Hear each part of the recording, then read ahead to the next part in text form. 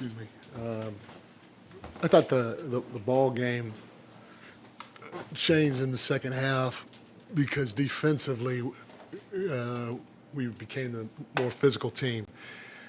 Not only that, our weak side was aware at an extremely high level. In the first half, our weak side was not aware like it's capable of, and they had 28 paints in the point. And a lot of it was because, Sarr was rolling and whoever was rolling, and they were rolling in a wide open paint.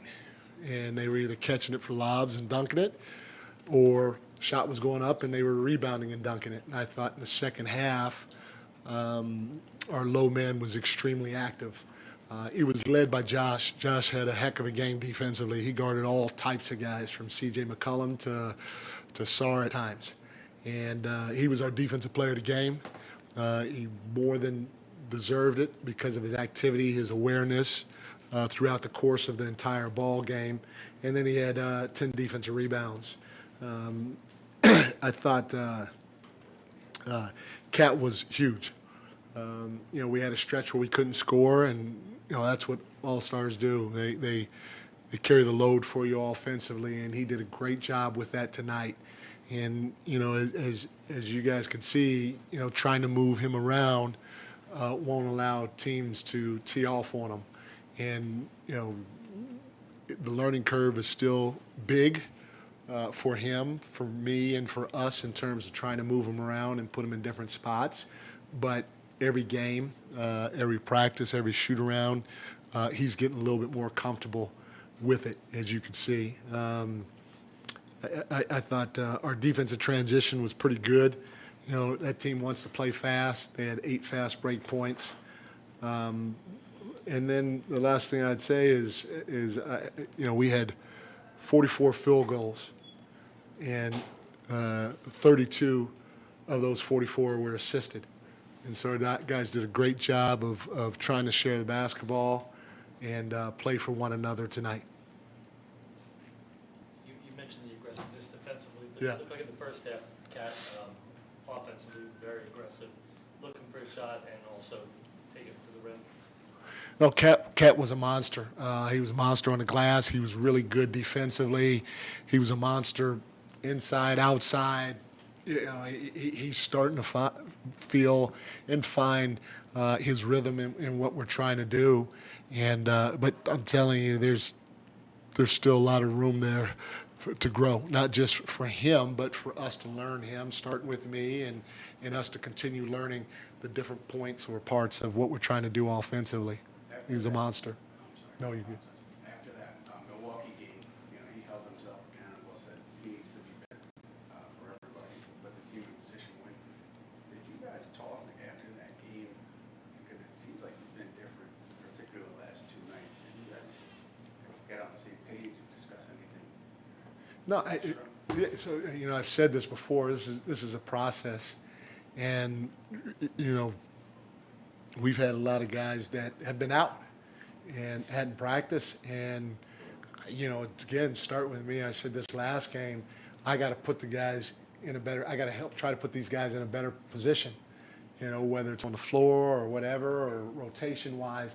But I didn't quite have as good a feel because guys have been out, and we're trying to play this guy and that guy. And so it starts with me, and I've gotten better. And they've just gotten more comfortable. Cat's just gotten more comfortable as time has gone on. I talk to all my guys, not just Cat in particular. I try to communicate with them as much as I can about every little thing that's out there, and my door is always open. And so that if they have questions or thoughts or comments, they come talk to me. So it wasn't just me specifically talking to Cat. Did I talk to Cat? Yeah, but I also talked to OG, talked to Josh, I talked to Tyler. I'm in constant communication with all of them, but it's a process, and it's not always going to be this. We're going to do this every once in a while. Hopefully we don't do this for long, and we get back on track. But Cat's trying to find his way, and he's done a great job with it. It seems like Jordan Clarkson's really gotten comfortable. It's the last 2 nights, especially. What have you seen from him? No, again, I know I sound like a long-winded, broken record, but it's as the season goes along, everybody's going to get more comfortable. They're going to be able to find their spots. Not only that, these last two nights were probably the last two nights were the best that I've done for them in terms of rotations. You know, they kind of sort of knew when they were coming out and going in. They kind of sort of knew who they were going to play together. And so it's just, like I said, it's a process of trying to get more familiar with what we're doing on both ends of the floor. Also with the rotation patterns that we're using. OG has always been statistically a good three-point shooter. What's that? OG has Oh, always yeah. statistically been a good three-point shooter, but this year just feels different. Not just the amount he's getting up, but he's shooting quickly as soon as he gets it. Just the confidence you see from him in terms of letting the ball fly and knowing he was going to be in an offense where that was going to be the focal point. How much have you liked kind of what you've seen from him and his decisiveness shooting the ball? I love it. You know, if any of our guys are open from three, we want to let it fly. And you know, I don't know what it was tonight, but I hope I say this right. We track. You know, the NBA tracks, you know, open threes, but they use cameras, and it's not always accurate. So I have one of my coaches go back after every game, and one of his job is to track our threes. And our last game against Chicago, we had 27 wide open catch and shoot threes, which is phenomenal. We had 10, and so we have green, yellow, and red. And green means wide open catch and shoot. We had 10 yellow, which could just mean off the dribble or slightly contested, and which is phenomenal again because we have guys that can knock down an off the dribble three. And then we had 5 in red, which are heavy contested threes, but 4 of those 5 threes were with 4 seconds or less on the shot clock, so they had to be taken.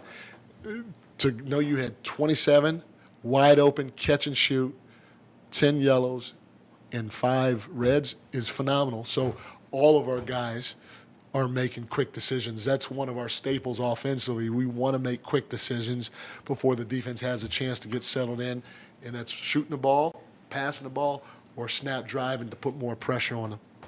A couple more guys. What have you learned about, and I don't mean this in a negative way, but the roller coaster of coaching Josh Hart? I haven't experienced that yet. So what do you I mean? mean, like, you know, it's an up and down kind of wave. Does that make sense? I mean, I think I sort of like I've only experienced good things. Now he had missed the whole preseason. He came back, and I tried to throw him on the floor. I didn't know what I was doing. I mean, all you got to do is look at the rotation or substitution pattern and look at his minutes. And so I needed to quickly get caught up to speed, so I had a better feel of how to use him.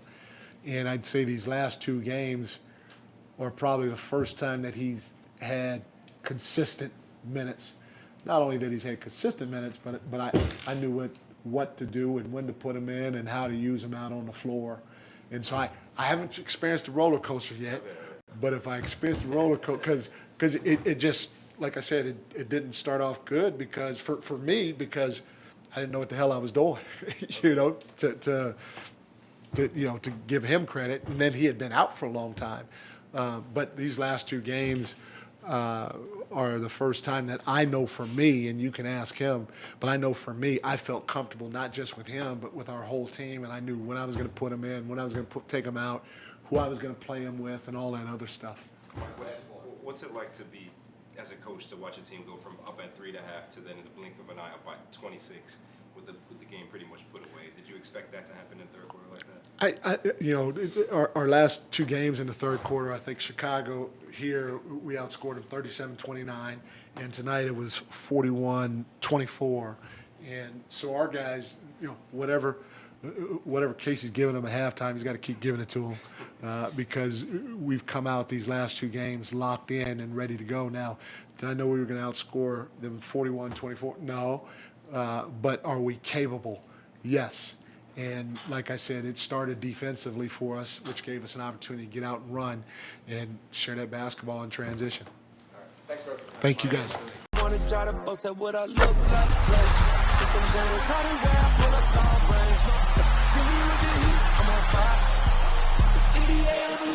talk.